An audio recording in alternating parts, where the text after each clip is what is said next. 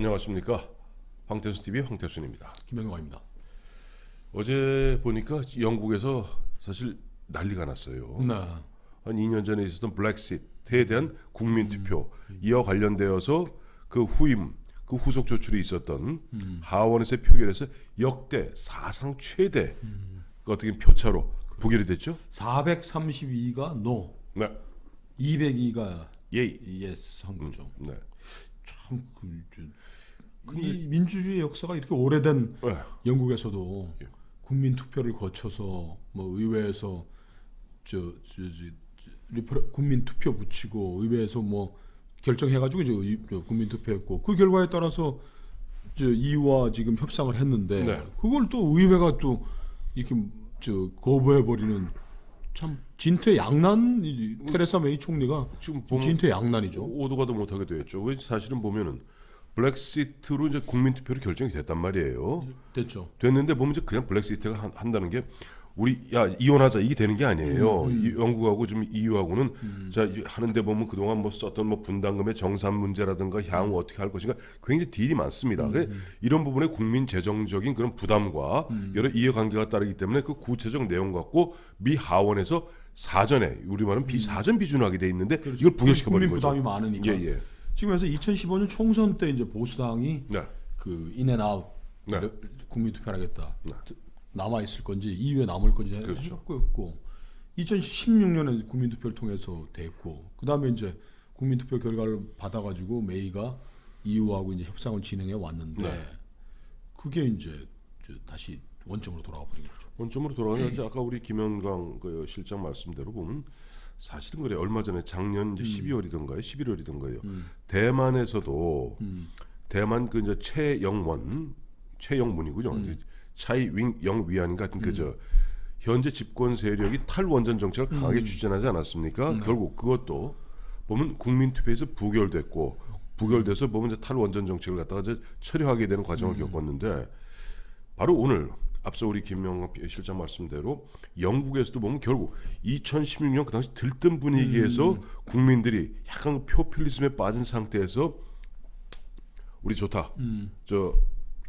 EU에서 탈퇴하자. 엑시트 했는데 세월이 한 2년 몇 개월 지나고 나니까 그건 아닌 것 같다는 또 분위기 있는 거예요. 교훈은 이런 것 같아요. 예. 지금 뭐 이제 어디로 갈 건지는 영국이 또 이제 고민을 해봐야 되겠지만 네. 영국 같이 굉장히 오랜 전통을 가진 민주주의 사회에서도 네. 국민도 실수할 수 있고 뭐 대통령이 없는지만 의회도 실수할 수 있다. 잘못된 결정을 할 수 있다는 게 교훈인 것 같아요. 그래서 저는 그 우리가 대만의 뭐 예를 꼭 따를 건 없지만은 탈원전 정책 네. 이를 통한 궁극적으로 원자력 산업이 지금 망가지는 이 상황에 대해서 이건 국민투표 붙여야 된다. 그리고 송영길 의원도 신한울 뭐 3, 4호기도 지금 건설해야 된다고 지금 뭐 나서고 대통령의 원전 정책을 지금 조목조목 반박하고 나서는 이 상황에서 저는 공론화위원회라는 뭐 그 정부 정권의 입맛에 맞는 그런 것보다는 이거는 우리 문재인 정부의 탈원전 정책에 대해서는 국민투표 붙이는 게 마땅하다 그런 생각이 듭니다. 참 근데요, 김영광 실장. 지금 보면 자유한국당에서 주도적으로 하고 있었던 신한울 3, 4호기 재개 국민 서명운동 받고 있지 않습니까? 지금 그거 잘 진행되고 있는지 모르겠어요. 진행이 잘 안 되고 있어요. 그리고 첫째가 네. 그 자유한국당이라는 당이 참 게으르고 네. 혜택만 받아먹고 살았잖아요. 네, 그렇죠. 뭐 근대화 시절에 박정희가 끌고 가면 공화당은 따라가는 거고 지금 뭐를 뭐 동원 체제가 모빌라이제이션이 안 되는 것 같아. 동원. 뭐 좀 서명 좀 하자. 뭐 좀 하자. 뭐 이런 게 잘 안 돼요. 예. 그리고 지금 그 우리 그 당에 있는 분들 얘기를 들어보면은 그 민주당은 박근혜 정부 시절에 각각 그 뭐 의원들마다 자 황태순 의원은 TV 조선, 김영광 의원은 뭐 채널 A 맡아가지고서 그 보좌진들 이게 배정을 해가지고 그런 식으로 감시하고 뭐 좀 더민주당이나 뭐 이런데 불리한 게 나오면은 항의하고 뭐 언노련입니까 뭡니까 뭐 민원연 언계련 뭐 이런 거 있어요. 자기네 주변 조직들을 동원해가지고 지배하게 하고 있는데 자유한국당은 지금 그것도 못 한대요. 누가 한 10명 국회의원 모여봐라 이거 좀 하자 이런 것도 안 되고. 그러니까 지금 뭐 나경원 대표 체제에 들어와서도 뭐 김태우, 신재민, 뭐 저 미세먼지 뭐 이런 거 되지만은 누구 하나 그냥 그 강하게 장악해가지고 이거를 저 대정부 투쟁이라든지 정부를 압박하는 이런 그 과정으로 끌고 가지 못하고 있는 거예요. 안타까운 거예요. 뭐 헌바지에 뭐 보리방구 세듯 한다고 뭐 비실비실 뭐 자꾸 하는데 그래서 2월 27일에 전당대회 하지 않습니까? 자유한국당. 그래요. 난 야당 같으면은 사실 아까 말씀드린 호재가 호재인데 나는 사실 이번에 누가 뭐 새로운 신임 당 대표가 될지 모르겠습니다만은 결국 우리가 아마 문재인 정부에서 아예 공론화도 거부하는 사람이 국민투표 붙이겠습니까? 그건 불가능하다고 본다면은 집요하게 한 1년 동안 이 문제를 계속 키워나가면서 결국 국민적 심판은 2020년 4월에 있는 총선에서 이걸 갖다 만들어내야 되는 거예요. 그래서 그러한 노력들을 갖다가 집요하게 해야 되는데 앞서 말씀하신 대로 그야말로 게으른 공룡 같은 초식동물 같은 자유한국당의 기질이 보면 그런 집요함이 없어요. 이제 뭐 공룡도 아니고 뭐 고양이죠. 뭐 게으른 고양이 뭐 낮잠 즐기듯이 사는 것 같은데 그 당이 요즘 보면 뭐 일만 생긴 뭐 특별위원회 뭐 특위위원장하고 살아오는데 그 사람 단 한 명인 거예요. 그 주변에 그걸 서포트하기 위해서 모여 있는 국회의원들도 없고 뭐 원내대표가 뭐 지명하면 무슨 특위위원장 무슨 뭐 방송 무슨 뭐 민주화투쟁위원장 그 밑에 손발이 하나도 없는 거예요. 그 주변에 또 관변 지원 여론 조직들이 있어야 되고 그것도 없고 하니까. 근데 영국은 지금 이제 어디로 가나요? 그 메이 총리가 마지막 표결을 앞두고 뭐 연설을 한 10여 분 이상 했는데 이게 지금 8일 54시간 동안 200명의 의원이 참석해서 지금 마지막 또 우리가 토론을 하고 있다. 우리 의회가 국민들에게 우리의 운명을 결정할 자유, 리퍼런덤을 결정해서 그 결정에 따라서 한 걸 이게 훼손한다면 우리 헌법 정신을 훼손하는 거라고 막 훼손하면서 두 가지 얘기를 마지막에 이걸 바로잡는 방법은 두 번째 국민투표를 다시 국민들에게 붙이는 것이다. 그러나 이거는 우리 저 민주주의의 우리 그 국민 내부의 분열만도 그 초래할 수가 있다. 그 다음에 두 번째는 그 저기 블랙시트 협약 없는 블랙시트로 가는 거죠. 이유가 노딜. 그죠.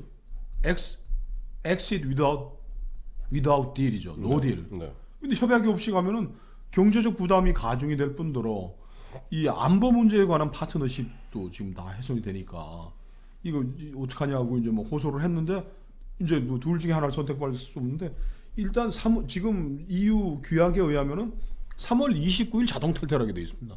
그래요. 자, 그 자동 탈퇴하게 되면 그게 바로 노딜 탈퇴가 돼, 엑시트 되는 겁니다. 그렇죠. 그렇게 되는 경우는 영국은 그야말로 완벽한 고립된 섬이 되는 것인데 메이 총리가 그랬죠. 두 번째 국민투표 운운하는데 그건 말이 되지 않는 얘기. 뭐 남의 나라 얘기니까 뭐 제가 뭐 콩나라 판나라 얘기할 건 없습니다만은 메이 총리 혹시 보는 거 아닐까요? 아니 모르겠어요. 이제 한국말로 하니까. 근데 뭐 국민투표를 통해서 이렇게 됐더라도 그것을 다시 구체적인 실행 과정에 있어서 국회의 비준을 받는 것 또한 민주적 절차입니다. 그렇죠. 그리고 내각 책임제 의원 내각제의 특징 중에 하나는 집행부인 내각이 추진하던 정책이 좌절되었을 때는 거의 내각이 총사퇴하고 그다음에 총선거를 치러 새로 내각을 꾸리면 되는 겁니다. 근데 그것도 굉장히 긴 시간이 또 걸린단 말이에요. 그렇죠. 뭐 빨리빨리 하긴 하지만은 그럼 새로운 그 내각을 구성하고 그 새로운 내각인 또 어디로 갈 건지는 또 그게 아니죠. 새로운 내각이 그러면 그냥 아니죠. 공약을 걸어야죠. 서로 간에 공약을 걸어서 자 우리는 그 블랙시트를 반대한다. 우리는 블랙시트에 찬성한다. 우리 같으면 탈원전에 찬성한다. 국민투표 가지 말고 그럼요. 총선을 통해서 민의를 묻는다. 우리한테 우리 한번 투사해 보시자고요. 예. 내년 2020년에 좋다 이거예요. 그 문재인 정부 민주당은 우리는 계속 탈원전 정책으로 가겠다. 자유한국당은 아니다. 그런 코스로 간다면 가야죠. 총선을 통한 민의 수렴으로 간다면은 일단 그 메이 총리가 EU하고 다시 협약을 해서 자동 탈퇴 시점인 3월 29일을 좀 더 미뤄야 되지 않겠느냐라는 얘기는 또 나오네요. 그러니까 그 영란은행 영국 중앙 정부는 이제 exit without deal이죠. 노딜 이제 블랙시트가 되면은 GDP의 최소한 8%가 감소되는 경제적인 결과가 오지 않을까 이렇게 우려를 하고 있습니다. 완벽하게 그 노딜 되면은 딜이었기 때문에 그다음에 뭐 세금 문제가 굉장히 복잡해지는 거 무엇보다도 영국이 완벽하게 고립되는 것인데 우리 교훈은 이겁니다. 2016년에 우리하고 비슷해요. 2010년에 왜 거기서 그다음 블랙시트 투표한지 기억 안 나세요?